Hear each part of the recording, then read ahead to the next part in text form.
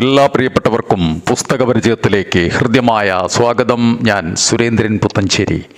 ഷാരോൺ ബുക്സിൻ്റെ പറയിപെറ്റ പന്തിരുകുലം 4-ാം അധ്യായം ശ്രദ്ധിക്കാം. വരരുചിയുടെ വിവാഹം. വർഷങ്ങൾ കടന്നുപോയി. വരരുചി ഒരിക്കൽ ഒരു യാത്ര പുറപ്പെട്ടു. ദിവസങ്ങൾ കഴിഞ്ഞപ്പോൾ വിശപ്പും ക്ഷീണവും വരരുചിയെ തളർത്തി. ഭക്ഷണം കഴിക്കാതെ ഇനി ഒരിടം പോലും നടക്കാൻ കഴിയില്ല എന്ന അവസ്ഥയായി വരരുചിക്ക്. അദ്ദേഹം ആകെ വിഷമിച്ച് നിൽക്കുമ്പോഴാണ് അടുത്ത് ഒരു കുടിൽ അദ്ദേഹത്തിൻ്റെ ശ്രദ്ധയിൽപ്പെട്ടത്. മറ്റൊന്നും ആലോചിക്കാതെ വരരുചി കുടിലിലേക്ക് ചെന്നു. ആ കുടിലിൽ ഒരു വൃദ്ധ ബ്രാഹ്മണനും പുത്രിയുമാണ് ജീവിച്ചിരുന്നത്. ബ്രാഹ്മണന് വരരുചിയെ കണ്ടപ്പോൾ തന്നെ മനസ്സിലായി. വൃദ്ധൻ വരരുചിയെ ഊണിന് ക്ഷണിച്ചു. ആ വൃദ്ധ ബ്രാഹ്മണനെ ഒന്ന് പരീക്ഷിക്കണമെന്ന് വരരുചി തീരുമാനിച്ചു. അദ്ദേഹം പറഞ്ഞു, എനിക്ക് ഊണ് കഴിക്കണമെങ്കിൽ ചില കാര്യങ്ങൾ നിർബന്ധമാണ്. അതുണ്ടെങ്കിലേ എനിക്കിവിടുന്ന് ഊണ് കഴിക്കാൻ സാധിക്കൂ. അങ്ങ് പറയൂ, എനിക്ക് സാധിച്ചു തരാൻ കഴിയുന്നതാണെങ്കിൽ ഞാനത് ഉടനെ ചെയ്യാം, വൃദ്ധൻ പറഞ്ഞു. ശരി, കേട്ടോളൂ. വരരുചി പറഞ്ഞു തുടങ്ങി. എനിക്ക് കുളി കഴിഞ്ഞാൽ വീരാളിപ്പട്ട് ചുറ്റണം. ഊണിന് മുൻപ് 100 പേരെ പ്രീതിപ്പെടുത്തണം. 108 തരം കറികൾ ഊണിനുണ്ടായിരിക്കണം. ഊണിന് ശേഷം 3 പേരെ എനിക്ക് തിന്നണം. 4 പേരെന്നെ താങ്ങണം. ഇത്രയും കേട്ട് ബ്രാഹ്മണൻ ഭയന്നു. ഇതെല്ലാം ഉണ്ടെങ്കിലേ ഇദ്ദേഹം ഊണ് കഴിക്കൂ എന്ന്. ദിവസവും ഇങ്ങനെയാകുമോ ഊണ് കഴിക്കുന്നത്? ബ്രാഹ്മണൻ്റെ ചിന്ത പല വഴിക്കായി. പക്ഷേ ഇതെല്ലാം കേട്ടുകൊണ്ട് അദ്ദേഹത്തിൻ്റെ പുത്രി വാതിലിന് പിറകിൽ നിൽക്കുന്നുണ്ടായിരുന്നു. അവൾ പിതാവിനെ വിളിച്ചിട്ട് പറഞ്ഞു, അച്ഛാ, അദ്ദേഹം പറഞ്ഞതെല്ലാം തയ്യാറാക്കാം. കുളി കഴിഞ്ഞ് വരാൻ പറയൂ.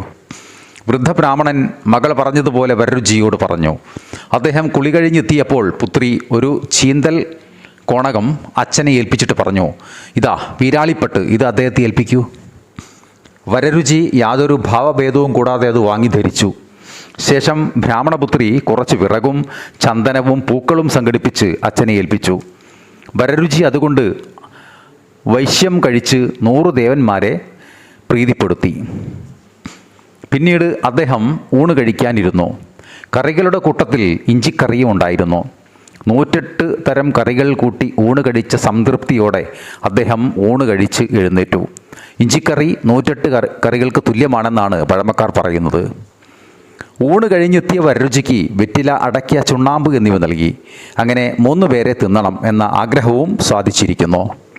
ഇനി 4 പേര് താങ്ങണം. അതിനെന്ത് ചെയ്യും? ബ്രാഹ്മണൻ വേവലാതിപ്പെട്ടു. അച്ഛൻ വിഷമിക്കണ്ട, അദ്ദേഹത്തിന് മയങ്ങാൻ നമ്മുടെ കട്ടിൽ കാണിച്ചു കൊടുക്കൂ. അതിൻ്റെ 4 കാലുകൾ അദ്ദേഹത്തെ താങ്ങിക്കൊള്ളും. മകളുടെ ബുദ്ധിസാമർഥ്യത്തിൽ വരരുചിയേക്കാൾ അത്ഭുതം ആ പിതാവിനുണ്ടായിരുന്നു. അദ്ദേഹത്തിന് മകളെയോർത്ത് അഭിമാനം തോന്നി. വരരുചി ഉറക്കം കഴിഞ്ഞ് എഴുന്നേറ്റു. അപ്പോഴും അദ്ദേഹത്തിൻ്റെ ചിന്ത ബ്രാഹ്മണപുത്രിയുടെ ബുദ്ധിസാമർഥ്യത്തിലായിരുന്നു. വരരുചി ചിന്തിച്ചു, താൻ ഇതുവരെ വിവാഹത്തെക്കുറിച്ച് ചിന്തിച്ചിട്ടില്ല. മഹാപണ്ഡിതയായ തനിക്ക് ഇത്രയും ബുദ്ധിമതിയായ ഒരു പത്നിയെ കിട്ടുക എന്നത് വളരെ നല്ലതായിരിക്കും. വരരുചി തൻ്റെ ആഗ്രഹം ബ്രാഹ്മണനെ അറിയിച്ചു. ആ വൃദ്ധ ബ്രാഹ്മണന് ഇതിൽ പരം സന്തോഷം മറ്റൊന്നില്ലായിരുന്നു.